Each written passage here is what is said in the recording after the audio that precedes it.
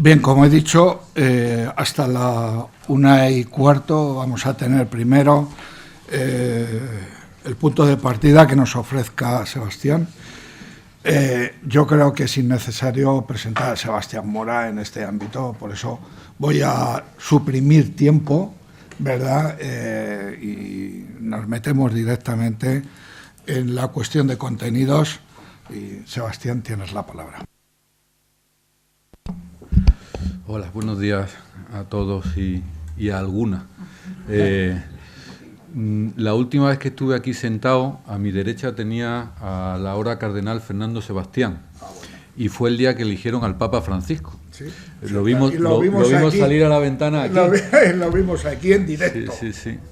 Y recuerdo la expresión de don Fernando. ¿Esto se está grabando? Sí, se está grabando, pero bueno, luego cortamos por donde quiera. No, la expresión de don Fernando Sebastián, cuando daba la vuelta, vio salir a Francisco y dijo: ¡coño, Bergoglio! Bueno, pues fue un momento peculiar, donde estábamos en una mesa redonda, todo el mundo mirando por el móvil a ver quién había salido papa, pero alguno escuchó. Bueno, muchas gracias por la invitación, por la convocatoria y sobre todo por el poder estar juntos, pensando y repensándonos, ¿no? A mí me pidieron dar algunos puntos que provocaran el diálogo, algunas reflexiones de lo que desde Cáritas vamos viviendo como preocupación desde la realidad que nos rodea y desde la acción sociocaritativa y desde la presencia de la Iglesia en el mundo de lo social.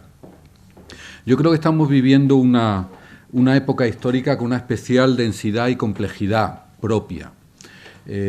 Todas las épocas históricas, seguro que los que lo analizaron decían que qué compleja la época que nos ha tocado vivir, pero sí que creo que tenemos una gramática propia en esta época que nos toca vivir.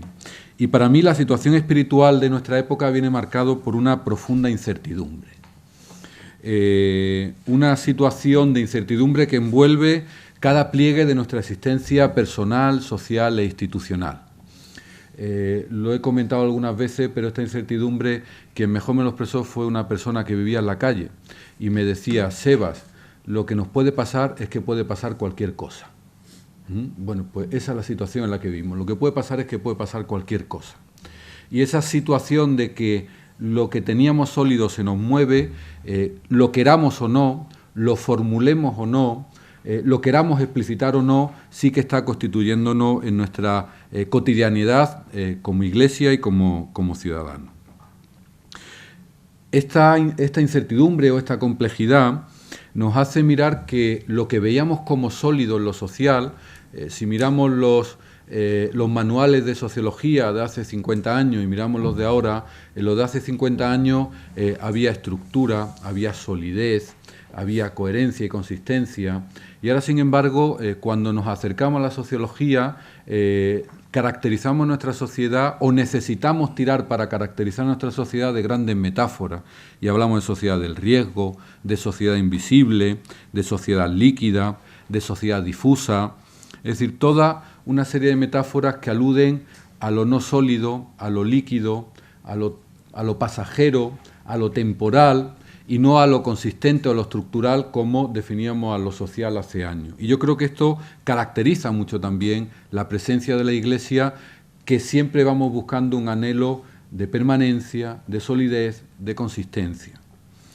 Creo que por eso en estos momentos es imprescindible buscar una hermenéutica sólida para tiempos líquidos. En estos tiempos donde la consistencia se nos remueve desde la incertidumbre, tenemos que buscar una hermenéutica sólida para situarnos como ciudadanos y como creyentes. Esta hermenéutica sólida, curiosamente, no tenemos que buscarla en la búsqueda de grandes solideces sociales, sino en, como dice el Papa Francisco, en esa salida misionera hacia las periferias asistenciales, sociales, culturales, económicas. No tenemos que buscarnos en lo autorreferencial, en el autocentramiento, sino que de encontrarnos nos vamos a encontrar desde fuera, en la periferia, en el camino, en la salida, en esa salida misionera que el Papa sueña que lo transforme todo. Yo creo que sería como la primera nota, así de carácter general. El pensamiento social y la acción social desde la Iglesia, desde los cristianos, creo que tiene dos peligros hoy en día muy evidentes.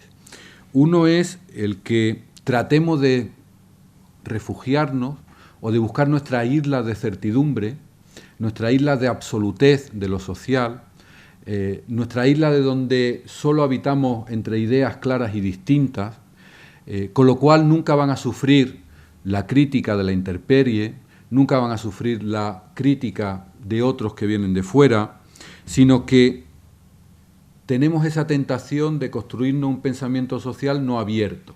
Y un pensamiento social no abierto es como decir que no es social, sino simplemente un pensamiento solipsista, o si queréis, entre comillas, permitirme la expresión, casi muchas veces de tono sectario, ¿no?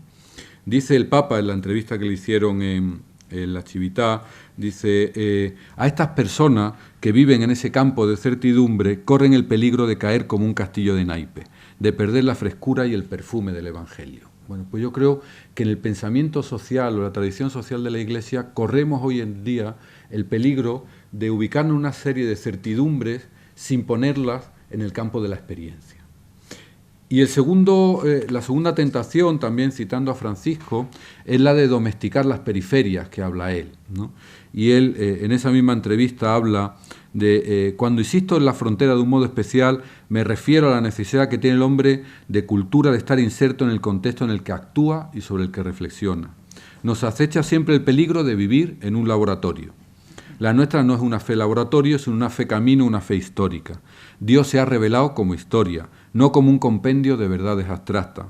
Me dan miedo los laboratorios, porque en el laboratorio se toman los problemas y se los lleva uno a casa, fuera de su contexto, para domesticarlos, para darles un barniz. No hay que llevarse la frontera a casa, sino que hay que vivir en la frontera y ser audaces. Domesticar la frontera significa limitarse a hablar desde una posición de lejanía y encerrarse en los laboratorios. Bueno, pues yo creo que esta es otra tentación que desde la acción social de la Iglesia, desde el pensamiento social de la Iglesia, nos acecha con mucha cotidianidad. Nos encerramos en nuestro laboratorio, en el laboratorio de los expertos, en el laboratorio de los que saben, en el laboratorio de los que compartimos una misma visión del mundo, y lo que hacemos es refrendarnos nuestras ideas unos a otros. A veces le damos un barniz y nos inventamos una palabra desconocida, pero no nos cambia el contexto ni la sistemática. Desde esa incertidumbre, desde esas tentaciones que nos acechan, yo os planteo 5 retos a pensar o 5 retos a transitar. Están muy pensados desde Cáritas, pero no son magisterio de Cáritas. Yo soy el único responsable de lo que voy a decir, aunque hay mucha vida de Cáritas detrás de lo que voy a decir, ¿no? El primero es el reto yo lo he denominado el reto de la penetrabilidad. ¿Qué quiero expresar? Bueno, pues quiero expresar que el pensamiento social y la acción social de la Iglesia, ni en la comunidad cristiana ni en la comunidad civil, ha penetrado al fondo de ella misma. Y empiezo por la comunidad cristiana. Lo hemos hablado muchas veces. Muchas veces la acción social de la Iglesia está en manos de unos cuantos comandos especiales de la caridad. Esto en honor a Josito, que le gusta esta terminología. Bueno, pues tenemos en nuestras parroquias los comandos de la caridad. Tenemos en nuestras congregaciones religiosas nuestros comandos de la caridad. Tenemos en nuestros movimientos nuestros comandos de la caridad. Y el resto de la comunidad cristiana vive al margen de ellos. Y como mucho utiliza la legitimidad que dan esos comandos especiales de la caridad. Y cuando nos preguntan ¿y qué hace la Iglesia o qué hace tu comunidad? Decimos, no, si yo tengo una Cáritas, sea parroquial, sea diocesana o sea española, ya está, lo hace Cáritas. Bueno, ¿y qué tiene en tu congregación? No, tenemos una comunidad de inserción. Pues ya está, digo que eso nos legitima y nos da la... Pero no ha penetrado en la realidad profunda de la Iglesia. Permitirme que ponga un ejemplo de cómo puede transparentar esto. Vivimos desde hace unos años, yo creo que en estos momentos de una forma distinta, pero ha habido una permanente sospecha sobre la identidad eclesial de estos comandos de la caridad. Una sospecha sobre si Cáritas tenía identidad eclesial, sobre si Justicia y Paz tenía identidad eclesial, sobre muchos elementos. Ha sido una permanente sospecha, sí, voy a utilizar esa terminología, sobre las personas que estaban insertas en lo social, con un interrogante si había una identidad eclesial de fondo. Y sin embargo, no hemos cuidado con el mismo cariño ni con la misma intensidad la identidad caritativa de la misma Iglesia. Recuerdo hablando con un obispo, no está aquí, o sea que no miréis a los que están aquí, que me decía, pero ¿Cáritas es Iglesia o no es Iglesia? Y yo le decía, señor obispo, no se preocupe por la identidad eclesial de Cáritas, que está clara, con muchos fallos, pero clara. Preocúpese por la identidad caritativa de la Iglesia. Porque no ha penetrado el mensaje de lo social en el núcleo y en el corazón y en el alma de la Iglesia, sino que muchas veces nos hemos preocupado de que penetre la identidad eclesial en el núcleo de estos comandos especiales que he hablado metafóricamente, ¿no? Y a mí esto me parece que en el contexto de la doctrina social de la Iglesia, cuando se habla de la centralidad del pobre, que ya hablaba Juan Pablo II, Benedicto XVI y papas anteriores, pero ahora también con otra frescura, otra intensidad, cuando hablamos de una Iglesia pobre y para los pobres, la preocupación sería no tener comandos especiales con identidad eclesial, que hay que tenerlo evidentemente y que hay que cuidarlo y que no hay que descuidarlo, no estoy diciendo lo contrario, pero la preocupación fundamental es cómo ha penetrado la opción preferencial, el centramento preferencial por los pobres en el corazón de la Iglesia. Y ahí hay que hacerse una pregunta con mucho rigor, ¿no? En segundo lugar, creo que tampoco el pensamiento social ha penetrado en la comunidad civil. Y no ha penetrado, entre otras cosas, porque nosotros nos hemos apartado de esa comunidad civil. Y hemos tenido seguramente un metalenguaje sobre el compromiso social, sobre la acción sociocaritativa, que no nos ha permitido penetrar en ese mundo en sentido amplio. Es muy curioso, pero la Iglesia en estos momentos es tremendamente valorada por su acción asistencial, pero solo por su acción asistencial, o fundamentalmente por su acción asistencial. Y cuanto más asistencial, incluso permitirme, cuanto más asistencialista sea esa acción, el mundo más nos lo premia. Y el mundo más nos lo devuelve como una acción positiva. Hoy me llamaban de una radio cuando venía para acá para preguntarme cuántas personas comen o a cuántas personas da de comer Cáritas. Yo le decía al periodista, no estaba en antena, digo, no, la mayoría comen solos. Digo que algunos dependientes, pero la mayoría comen solos. Porque la pregunta tiene trampa. La pregunta al final es premiar todo lo asistencial mientras nos alejamos de otras labores más promocionales, de denuncia, como luego veremos. Es curioso también cómo reaccionamos, ¿no?, a esto que el mundo nos alaba, ¿no?, de nuestra acción asistencial. Y sin embargo también nos quejamos profundamente de que no hay otros aspectos del pensamiento social de la Iglesia que están también en el corazón de la sociedad. Y yo creo que aquí tenemos que hacer una autocrítica también, y con el permiso de Fernando, que me dijo que fuera provocador, ahí lo pongo, ¿no? Claro, ¿qué nos va a valorar el mundo? Pues lo que le presentamos. Y al mundo le estamos presentando que en la Iglesia hacemos muchas cosas por los pobres. ¿Qué más ha recibido el mundo? ¿Qué posicionamiento claro y sencillo ha realizado la Iglesia? ¿Podemos acusar al mundo de analizarnos de lo que le presentamos, que es la acción asistencial? ¿Cómo le vamos a pedir que nos juzgue desde lo que silenciamos? No podemos pedirle que nos valore desde el silencio. Nos valora desde lo que se ve, que es la acción asistencial. Y sin embargo, la acción más promocional, la acción de un diálogo de frontera, la acción de un diálogo con los programas de los partidos políticos, bueno, pues nunca aparece de una forma nítida, sino siempre opaca. Pues evidentemente, aparte de que sea más dificultoso expresar un pensamiento de calado que una acción asistencial, es que al final nos presentamos con la carta de ciudadanía de lo que hacemos en la Iglesia y no de lo que pensamos, por lo que luchamos o lo que denunciamos. Desde ahí, desde esa penetrabilidad escasa, tanto en la comunidad cristiana como en el mundo, yo creo que el segundo reto surge claramente de ahí. Yo lo he llamado el reto de los juicios particulares. Y el reto de los juicios particulares nos lleva... A mí me iluminó mucho una frase de Chesterton que me dijeron que era de él. Como de él se dicen tantas cosas, supongo que lo sería. Si no lo dijo él, que lo dijera también me iluminó. Decía, la Iglesia puede... Era el periodo entre guerras. Decía, la Iglesia puede y debe decir un rotundo no a la guerra, el periodo de posguerra, de la Segunda Guerra Mundial. La Iglesia puede y debe decir un rotundo no a la guerra.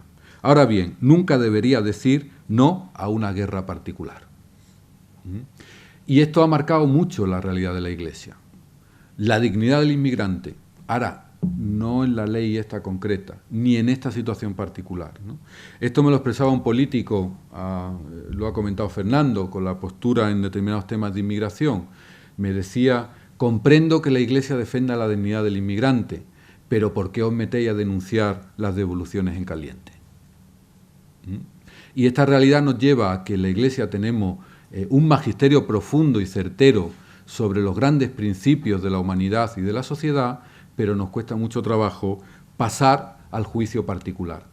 Y hoy en día, en toda discusión ética, más que de grandes principios, el juego de la ética se juega en la ética aplicada, en la ética de la cotidianidad, en la ética de las profesiones. Como dice algún autor, estamos en la edad hermenéutica de la moral, o como dice alguien aquí sentado, tenemos que buscar las claves teológicas para el discernimiento ético, para ese contexto concreto de discernimiento, para esa situación particular de discernimiento. Porque en la arena de la cotidianidad donde nos jugamos nuestras referencias éticas, no es la locución de grandes principios, que evidentemente no hay que ni silenciarlo, ni hay que dejar de utilizarlo. Pero hoy, si hablamos de uso público de la razón, como dicen algunos filósofos, eso nos exige perfumarlo del potencial crítico y profético de las cuestiones particulares de lo social. Un pensamiento social abstracto hoy en día es casi una contradicción in terminis. Un pensamiento social solo habitando en las grandes verdades es un pensamiento social que no va a penetrar en las capas de la población ni en la comunidad cristiana. Sin duda ninguna, el juicio cuanto más particular va a ser un juicio más temporal, más sujeto a cambio, más posible que nos equivoquemos y nos metemos en una arena que es compleja, evidentemente. Cuanto más abstracto sea, siempre vamos a estar absolutamente ausentes de la crítica, porque decir que la dignidad de la persona tiene que estar por encima de todo, pues no nos compromete a nada. Cuando nos compromete es cuando hablamos del aborto, cuando nos compromete es cuando hablamos de una ley concreta, cuando nos compromete es cuando hablamos de la valla, cuando nos compromete es cuando hablamos de un derecho a una renta mínima de subsistencia, cuando nos compromete es cuando hacemos el juicio particular. Dice el Papa Francisco, la Evangelii Gaudium, en el diálogo con el Estado y con la sociedad, la Iglesia no tiene soluciones para todas las cuestiones particulares, pero, junto con las diversas fuerzas sociales, acompaña las propuestas que mejor respondan a la dignidad de la persona humana y al bien común. Aquí hay un llamado claro a esos juicios particulares junto a las fuerzas sociales de lo que mejor, no de lo perfecto, sino de lo que mejor defiende la dignidad de la persona. Bueno, un segundo reto, el reto de los juicios particulares. El tercer reto, el reto de la movilización de las personas excluidas y empobrecidas. Hace poco me decía un amigo no creyente que al final podíamos hablar del despotismo de la caridad, todo para los pobres pero sin los pobres. Ayudáis a muchos pobres, pero nunca los pobres están movilizados. Ayudáis a muchos pobres, pero nunca los pobres son protagonistas. Ayudáis a muchos pobres, pero nunca tienen la palabra. Nuestro modelo de presencia social no ha primado el horizonte de la participación de las personas empobrecidas. Fijaros que en España, seguramente, excepto la plataforma antidesahucio, que ha sido el único movimiento social que ha albergado a afectados por un hecho concreto, no ha habido ningún movimiento social grande e intenso con una participación extensiva de las personas empobrecidas. Alguna movilización en torno a la inmigración, pero siempre de carácter muy puntual, con muy poca penetrabilidad social también. Y sin embargo, aquí hay un llamado claro a la Iglesia. Si nosotros decimos que todas las personas son dignas y que especialmente las personas empobrecidas son más dignas, aquí hay un llamado claro al protagonismo y la participación de las personas empobrecidas. Dice el Papa Francisco, no se puede abordar el escándalo de la pobreza promoviendo estrategias de contención que únicamente tranquilicen y conviertan a los pobres en seres domesticados e inofensivos. Qué triste ver cuando detrás de supuestas obras altruistas se reduce al otro a la pasividad, se lo niega o peor, se esconden negocios o ambiciones personales. Jesús les diría, hipócritas. Qué lindo es en cambio cuando vemos en movimiento a pueblos, sobre todo a sus miembros más pobres y a los jóvenes. Entonces sí se siente el viento de promesa que aviva la ilusión de un mundo mejor. Que ese viento se transforme en vendaval de esperanza. Ese es mi deseo. El Papa Francisco en el discurso que ha tenido a los movimientos populares. Sin embargo, fijaros que nuestra presencia de Iglesia ha sido más bien ante determinados movimientos populares poner entre interrogantes, tener miedo, sentirnos de alguna forma presionados y separarnos lo máximo posible para mantener las esencias de nuestras verdades. Bueno, qué lindo es cuando se ven a los pueblos movilizados. En España aquí tenemos un reto claro de movilización de las personas empobrecidas. Y además un reto en el cual tenemos mucho que hacer, no solo mucho que esperar, sino tenemos mucho que hacer, porque todos sabemos que podemos estar impulsando y movilizando la participación o podemos estar simplemente mirando y asistencializando esa estrategia. El cuarto reto es el reto de la interdisciplinaridad ordenada, citando a Benedicto XVI. Bueno, yo creo, lo digo de forma muy breve porque creo que será ampliamente compartido, ¿no? En el ámbito de lo social no podemos renunciar a la profunda inmersión y sabiduría de los saberes temporales. Las ramas del saber sobre lo social son absolutamente esenciales. Es cierto que podemos caer en el riesgo de generar un pensamiento positivista y cientifista, pero estamos más cerca de la tentación contraria. En estos momentos, en otros momentos o en otros sectores de la población, seguramente hablaríamos de otra manera. A veces en la Iglesia y desde la Iglesia hablamos desde una tremenda falta de rigor sobre cuestiones de saberes mundanos, que eso nos hace poco creíbles. Porque tenemos que tener la conciencia que ser creyentes no nos hace automáticamente en ser creíbles. Ser creyente y ser creíble son cosas distintas. Y en el mundo de lo social, la credibilidad también pasa por el rigor de lo que nos dicen las ciencias de lo social sobre lo que pasa en lo social. Rigor que no tiene que ser caer en los brazos simplemente de lo que una ciencia u otra diga, pero no podemos decir una palabra sin tener ese diálogo interdisciplinar que sepa movernos y removernos en nuestros principios. Si queremos aspirar a un uso público de la razón, sin duda ninguna, tenemos que saber coaptar el rigor que nos viene de la ciencia humana y de las ciencias sociales en esa sana o correcta o ordenada interdisciplinaridad que decía Benedicto XVI. Y por último, el quinto reto lo llamo el reto de la profundidad. Creo que nos falta una mirada profunda y serena sobre la realidad. Eso es lo que hemos ido llamando en el ámbito cristiano espiritualidad. Y la espiritualidad de la acción social sigue siendo una tarea pendiente. Una tarea que empieza a descollar. Vicente escribió en Cáritas, ¿no?, los retos de la espiritualidad de la acción social. También, se me ha olvidado el nombre, jesuita amigo, Darío Moyá escribió también la espiritualidad de la acción social. Yo creo que lo publicó Confer, ¿no?, en su tiempo y después publicó en Mensajero.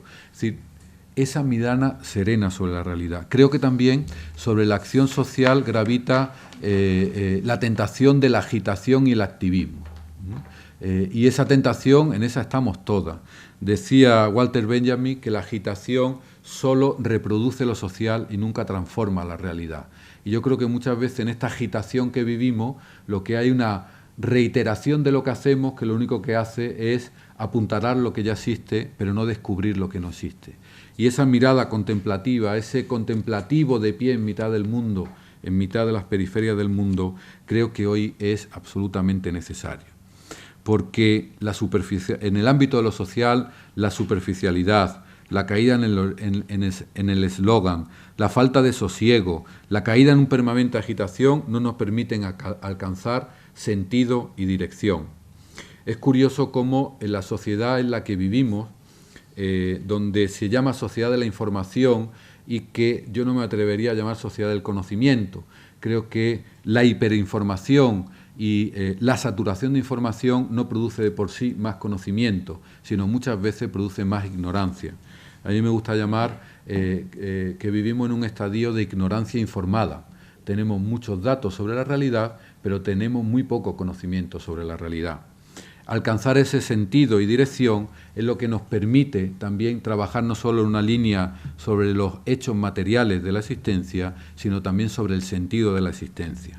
Pan y Rosas titulaba Fernando Vidal un libro que sigo recomendando a todos leer, no solo de pan vive el hombre, sino también de sentido de la existencia. Y yo creo que aquí en la Iglesia tenemos una misión que es muy clara. Decía Habermas que las iglesias poseemos una reserva de sentido que tenemos que poner en juego. Bueno, pues en el ámbito del pensamiento social y de la acción social, el sentido de la existencia es algo que también creo que la sociedad nos reclama. Nuestra sociedad necesita relatos de sentido que surjan de lo hondo de lo humano, relatos de resistencia y resiliencia, relatos de compasión y conmoción, relatos de sufrimiento y esperanzas compartidas. En definitiva, relatos de decir que hay esperanza y que merece la pena vivir.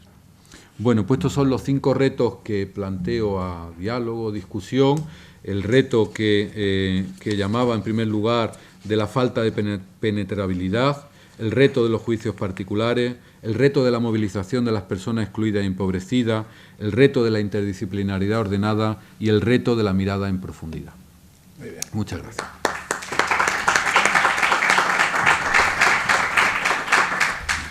Bien, tenemos más o menos 20 minutos para iniciar el coloquio.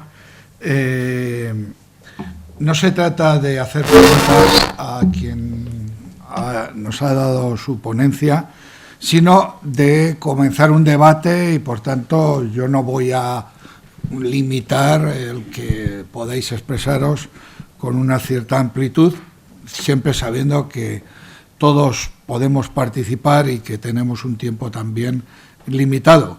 Pero lo importante es que a partir de los cuestionamientos que nos hace Sebastián, podamos iniciar este debate e intercambiar nuestras valoraciones. Pues bien, yo creo que nos conocemos todos, pero si quien vaya a intervenir empieza y dice su nombre y ya está. Es fácil en esta sala poder hablar sin micrófono.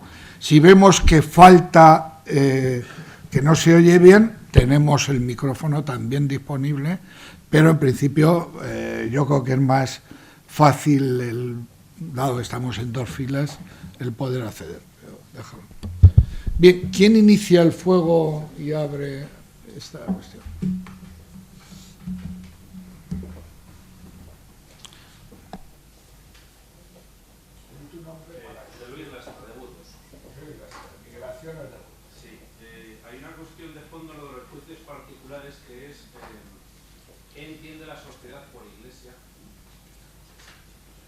Normalmente se va a la jerarquía, a los obispos, a la conferencia episcopal, porque yo mantengo que hay mucha presencia de iglesia en la acción caritativa y social, hay muchos juicios particulares hechos por la iglesia, pero a veces parece que todos estamos esperando que el obispo de turno, la conferencia, diga no sé qué.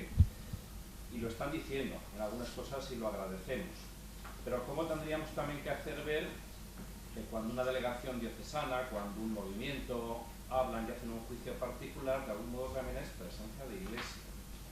Igual no es la iglesia, pero sí que es presencia de iglesia. Yo haría que no sea un diálogo sí, con el yo lo planteo como un tema más que no ha salido sino aquí. Que hagáis vuestra valoración y eso lo vamos intercambiando. Luego en un momento, si tú quieres puntualizar algo, para que sea más bien participativo. Por eso digo que no hay límite y podemos hablar de poco en estas cuestiones. Sí, pues Ignacio. Un poco precipitado quizá el intervenir de inmediato, que a mí me ha encantado tu expresión. Yo no voy a seguir el hilo. Sí que quería hacer cuatro observaciones en alto. La primera, encantado por probarlo y te agradezco muchísimo esta reflexión, esa es la verdad, ¿no? La primera era, en cuanto a estos principios que nos has ofrecido.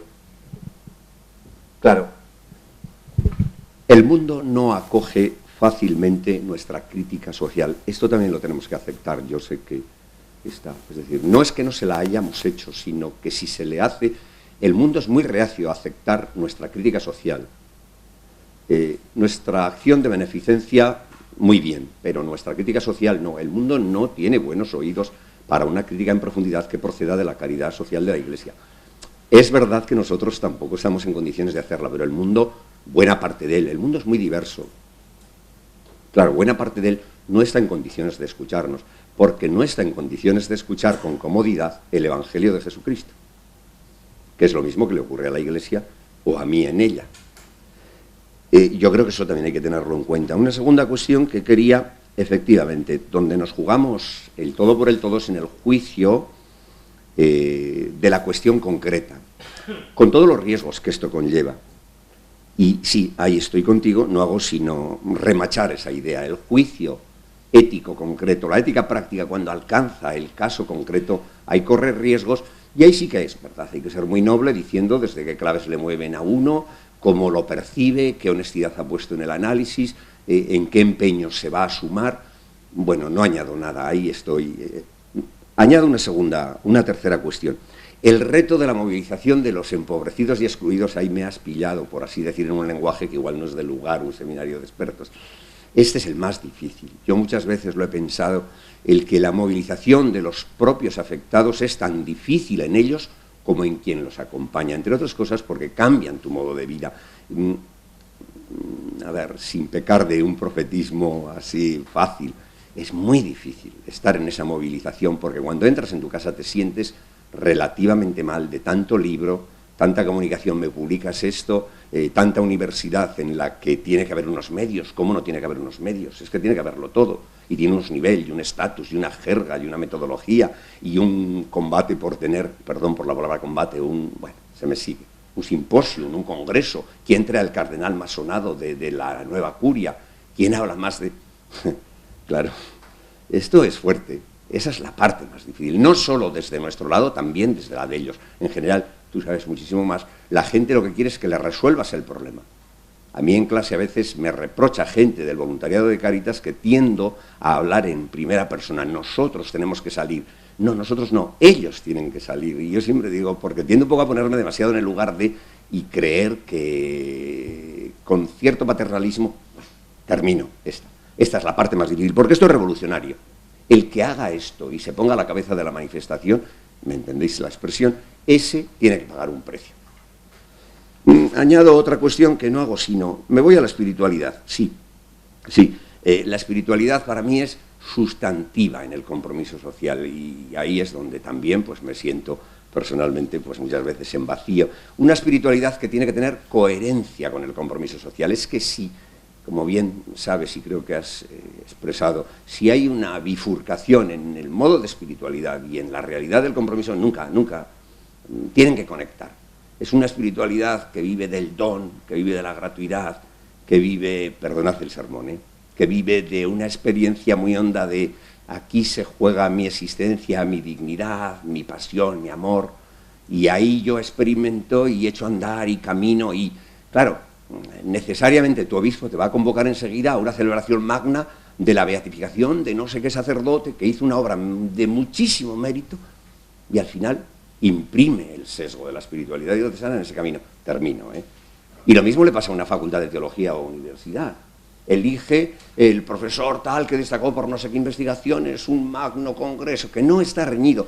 Pero cuando una y otra vez, terminamos con que un poco lo que has insinuado de la Iglesia elige a sus comandos de caridad, las facultades, las instituciones, todo el mundo elige sus pequeños comandos, sus profetas particulares, no digo bien pagados, pero bueno, por lo menos respetados, apreciados, abrazados, pero al final no hay un vuelco general, que es difícil, hay que darle tiempo, de toda la comunidad en orden a ¿qué hacemos por los pobres?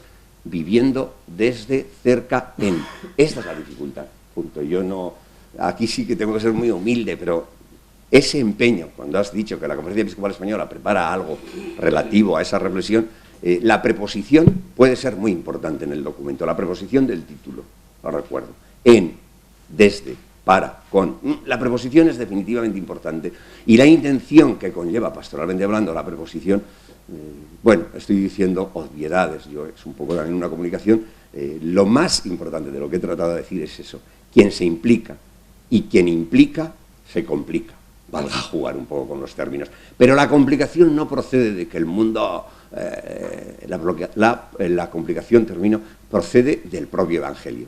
Es decir, sin hacer demagogia teológica, Jesús, el Cristo de Dios, realmente es de una interpelación, de una capacidad de romperte por dentro, que efectivamente allí donde tenga su iglesia, ella va a sentirse constreñida en el rostro de los pobres, pero a través de él, por el Dios que está. Voy a poner una anécdota y con ella termino. Hace poco tiempo alguien me dijo en una conferencia, hombre, debieras leer a Rahner, porque tú tiendes mucho a subrayar la dimensión estructural de los problemas, etcétera, etcétera, etcétera. Y con mucho gusto, ya de joven había leído bastante a Rahner, pero bueno, no sé si lo había entendido.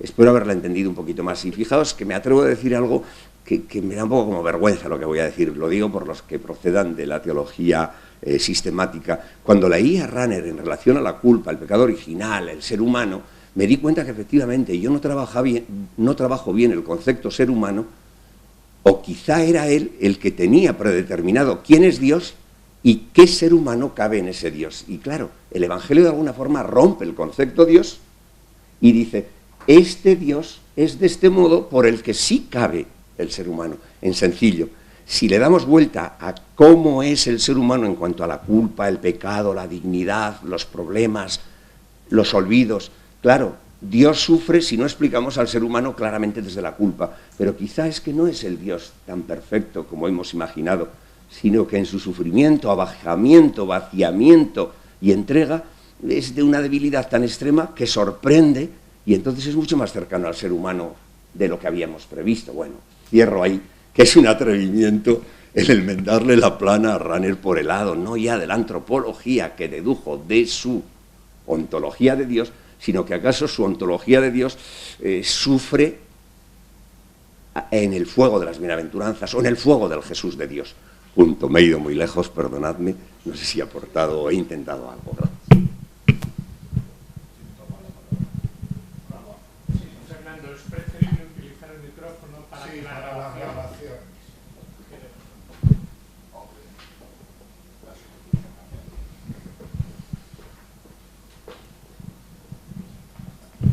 Siguiendo Ramón Prat de Lérida, profesor de la Facultad de Teología de Cataluña, en Barcelona, 42 años llevo enseñando teología pastoral. Bueno, yo creo que estas 5 intervenciones son muy buenas, pero en el fondo hay una que es la clave, que además tenemos diapositivas reales que lo demuestran, que es la palabra autenticidad, de autor de vida, y esto es evangélico. El Evangelio es revolucionario sociológicamente, políticamente, porque da claves de todo. En todos los, por ejemplo, en aquel momento dicen, ¿quién es este que enseña con autoridad? Y no es un don nadie.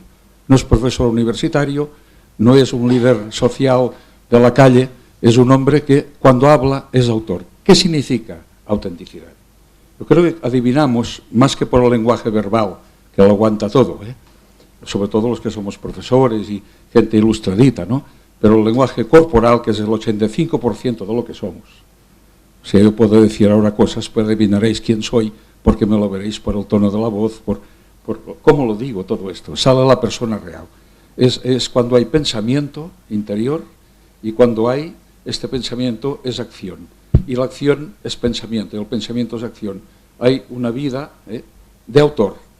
Y aquí tenemos 2 diapositivas, una muy famosa que es del Papa Francisco, en una universidad que llevo muchos años, también en la civil, pues era muy duro decir que eres católico. Ahora empieza a haber mucha gente que se siente orgullosa de ser católica en la universidad, con este Papa.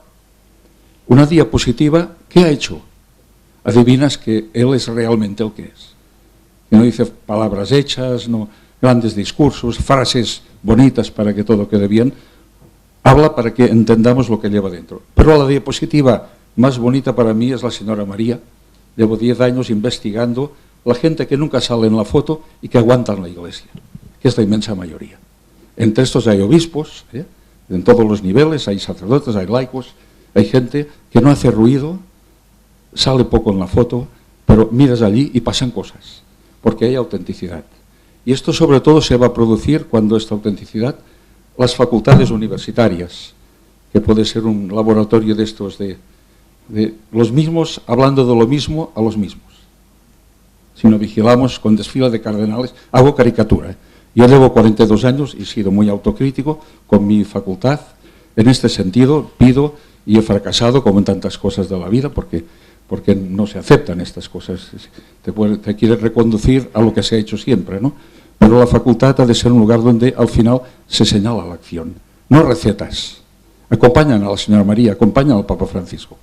Recuerdo un señor dijo, este Papa es muy bueno, pero le falta un teólogo.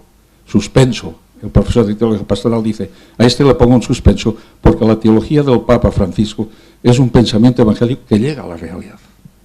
Y si esto no es teología, que me lo expliquen. Y los de la acción lo mismo, hay élites.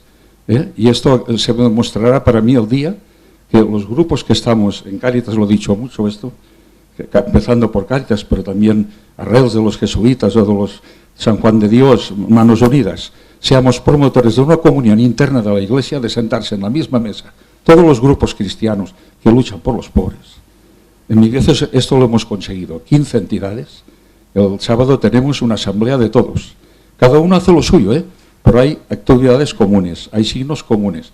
Y la providencia nos ha regalado una cosa impresionante con esto de los hogares sociales que hemos promovido. El obispo ha promovido y con una penetración en los desahuciados y las ONGs. 500 personas están colaborando con esta obra. Y en el mismo edificio, esto es una de las alegrías que tendré antes de morir, digamos, en la vida, ¿no? En el mismo edificio hay los pobres, a un lado, y al otro lado la teología. De manera que el mismo edificio, además pintado ya, precioso, y ahí en el patronato de los hogares está la sociedad civil, están desahuciados en el patronato, están los vecinos, la comunidad de vecinos. Por supuesto hay creyentes y no creyentes, con una confesión de fe indiscutible. Por tanto, yo hago una interpelación, llevo 10 años, y saldrá un artículo en junio en la revista de la Facultad de Filosofía de Ramón Llull, que dirige Torralba, que le gustó mucho, que lo titula así, La revolución silenciosa de la autenticidad. Esto ha conducido a la Iglesia 2000 años.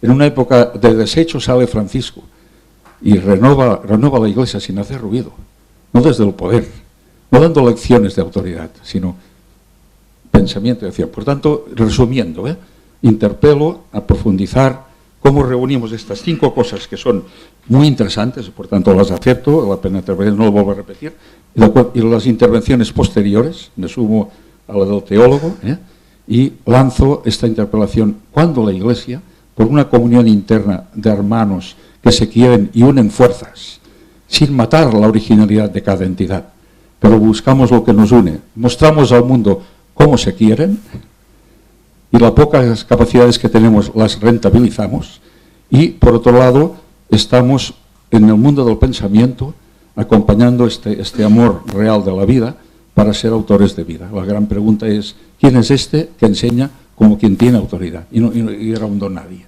¿Cuándo nos podrán decir esto en la Iglesia?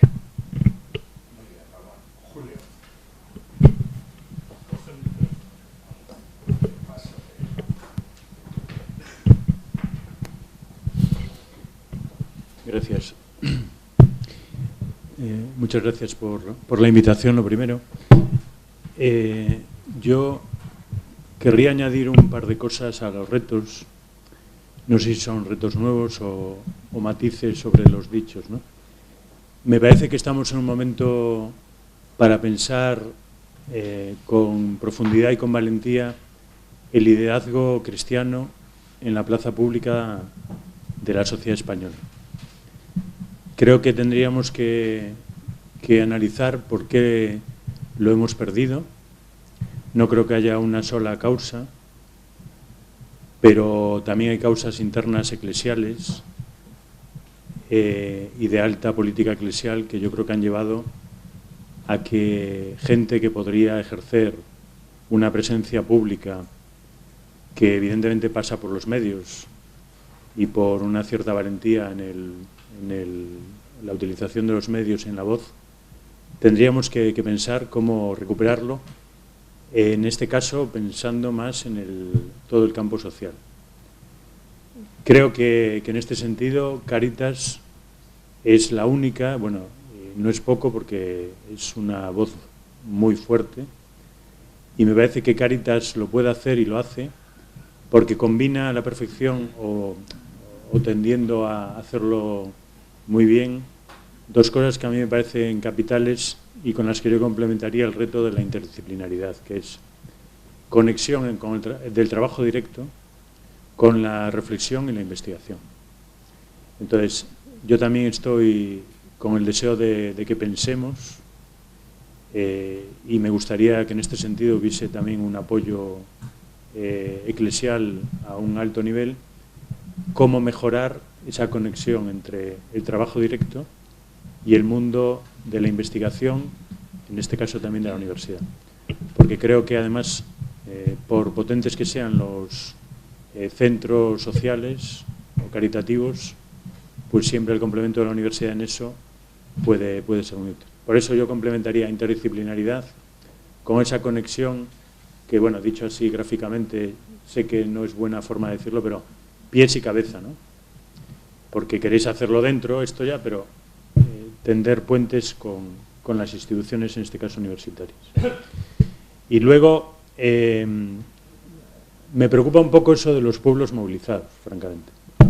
Porque yo sí que soy convencido teóricamente de una cosa desde hace muchos años, que los derechos humanos se juegan en ser los mínimos que posibiliten la participación de las personas en la vida de la comunidad.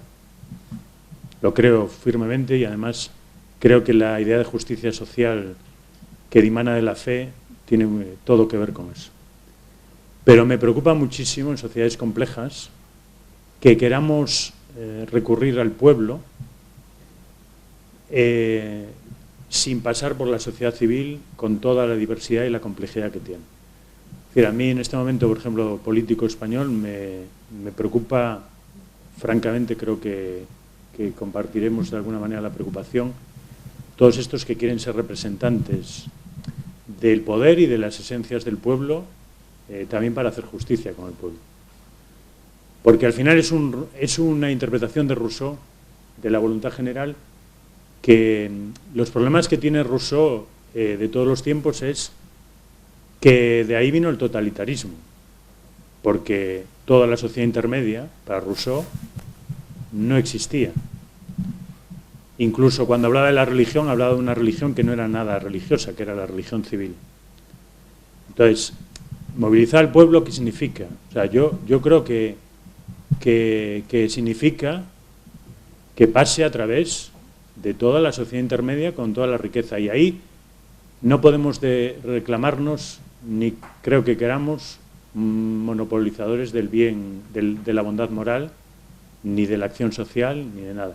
Pero sí que tenemos que reclamar, yo creo, es frente a esos que dicen el pueblo o tal, es nosotros tenemos nuestra forma de trabajar, nuestra forma de ver, la identidad cristiana de las obras y de los carismas, y reclamar que se deje una sociedad intermedia potente también, ¿no? Ya sé que no, al decirlo así, pueblos movilizados, no tienes las veleidades de algunas formas políticas de este momento, pero creo que al menos para orientar bien esto tendríamos que también pensar de qué movilización hablamos, ¿no?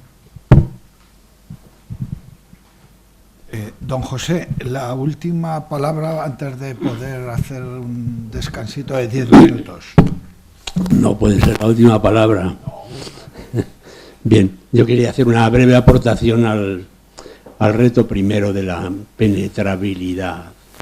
Es cierto que Cáritas está en un momento dulce hoy en la sociedad española y en la Iglesia, pero hace 50 años no estaba. se calificaba como la Cáritas paternalista y la doctrina social de la Iglesia como una tercera vía que no merecía la pena. Son a veces movimientos que, bueno, gracias a Dios hoy estamos ahí. Pero a mí me preocupa si realmente esto es porque nosotros no hemos hecho más presentación de lo que estamos haciendo que lo que cae bien a la sociedad en un momento de pobreza y de paro, etcétera. Nosotros somos estas buenas personas que damos de comer. Y hay una cierta vergüenza o pudor a presentar otras acciones de la Iglesia que son tan válidas y desde luego a la larga más efectivas, como es por ejemplo la educación. A mí me da una cierta rabia el ver que la Iglesia en España, que está prestando una tarea, un servicio inmenso en la educación, tanto en lo que va a lo largo de lo que está dentro del templo o en torno a las parroquias, como sobre todo en la oferta educativa de los colegios y de los institutos o colegios de bachillerato, universidades, etcétera, que no solamente esté valorada, sino perseguida por algunas corrientes ideológicas o políticas y despreciada como opción capitalista y de negocio. No sé qué habría que hacer para eso y a lo mejor no nos atrevemos. Puede que tenga también, haya unas razones históricas. Nuestro pueblo es un pueblo muy, muy clerical y muy anticlerical a la vez, o si quieres por turnos. Y desde luego la otra tarea de la Iglesia que nos da vergüenza presentarla en determinados ámbitos como algo que no va a caer bien, que es todo lo que tiene que ver con la vida de la fe y la enseñanza del Evangelio y la celebración del culto. O sea, el acercamiento al Señor Jesucristo es lo más revolucionario y lo que mejor servicio social puede prestar también cuando realmente hacemos discípulos. Y efectivamente puede darse que hayamos optado muy preferentemente por halagar los oídos presentándonos como una acción social y caritativa, y estemos olvidando que somos también una estancia educativa de primerísimo orden. Y bueno, pues tendremos efectivamente que cambiar algo en casa, ¿no? De cómo presentamos la enseñanza, de cuáles son los valores, los objetivos principales de nuestros colegios, donde está la educación social, etcétera. Pero también tenemos que contar con la dificultad que tiene, y en esto estoy con Ramón Prats, ¿no? Hay una dificultad no, me parece que fue Calleja, de la aceptación del Evangelio puro y duro, que no tenemos por qué ocultar, incluso presentar como lo más revolucionario. Yo digo siempre, en la tarea de ayuda al desarrollo lo más importante que se está haciendo es la acción misionera, porque acercar a la persona del Señor en el seguimiento es lo que va a traer después la elevación moral de los pueblos, la elevación educativa y una verdadera revolución social. Pero presentar solamente el aspecto caritativo asistencial en un momento de penuria nos da mucha popularidad, pero no penetra hasta el fondo, ¿no? Por ahí sería mi aportación. Sí, una cosa que no dije al principio, dos comentarios. Una es, evidentemente son 5 retos que podrían ser 28 y están dichos muy desde la acción social. Es decir, es verdad que habría que meter educación, universidad, 1000 cosas, pero yo soy el de Cáritas. Me dijo Fernando, tú eres de Cáritas, y he cogido 5 como podía haber cogido 10, pero por vuestra paciencia. Sí, un poco a la reflexión que hacía Julio sobre el tema del pueblo, no pueblo, ¿no? Fijar un poco que el titular que yo le había dado, el reto de la movilización de las personas excluidas y empobrecidas. El tema del pueblo es de la cita del Papa Francisco. Y después, cuando ha hablado del despotismo de la caridad, sí he dicho lo de pueblo, pero era en el sentido de todo para el pueblo sin el pueblo, ¿no?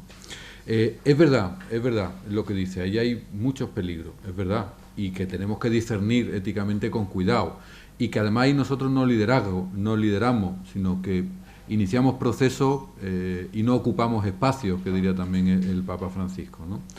La cuestión es que la sociedad intermedia o la sociedad civil que hemos creado también es una sociedad civil muy manipulada, una sociedad civil muy del establishment, y cualquier institucionalidad fuera es también rechazada, ¿no? Yo creo que es verdad que hay que hacer ese discernimiento ético para no caer en ese populismo, utilizando la palabra que se utiliza en los medios.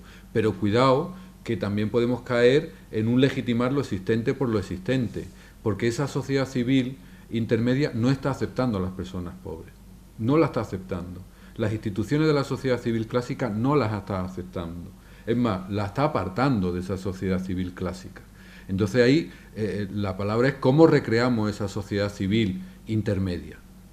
Pero cómo recreamos de una manera inclusiva, no de una manera exclusiva. Y ese es el reto. Evidentemente no estoy haciendo un planteamiento de caer en populismo, estoy haciendo un planteamiento, o trato de hacer un planteamiento de cómo hacer una sociedad civil inclusiva, donde tengan la isegoría también los pobres. Porque hoy en día, si hacemos un análisis, y en el FOESA salía del capital social y cultural, bueno, pues se está desmembrando el capital social y cultural de las personas más empobrecidas. Están siendo expulsadas de ese capital. Entonces, por miedo al populismo, podemos estar legitimando una sociedad civil muy exclusivista, donde tengan palabra quien tengan una institucionalidad fuerte, un soporte económico, un soporte ideológico. Bueno, entonces yo creo que ahí sí que hay que liderar, en el sentido lato de la palabra, que haya esa sociedad civil intermedia, pero ampliada e inclusiva. No tan exclusiva como hoy en España es, en otros países igual menos, ¿no? Y después, verdad que nuestra sociedad es más compleja que otras sociedades. Los países del sur, sociedades menos complejas, sí que creo mucho más en una movilización pues cuasi directa muchas veces, porque no hay ni siquiera organización global, o sea, no es que haya intermedias, es que no hay global, ¿no? Con minorías indígenas o en otros países, que tienen también el riesgo de ese populismo, ¿no? Pero es verdad todo lo que has dicho, Julio, pero es verdad también que desde ahí estamos legitimando que se queden fuera. Entonces hay que tener esa mirada bifocal de ese elemento normativo que no nos haga caer en el populismo, pero también ese elemento inclusivo que haga una sociedad civil más flexible y amplia.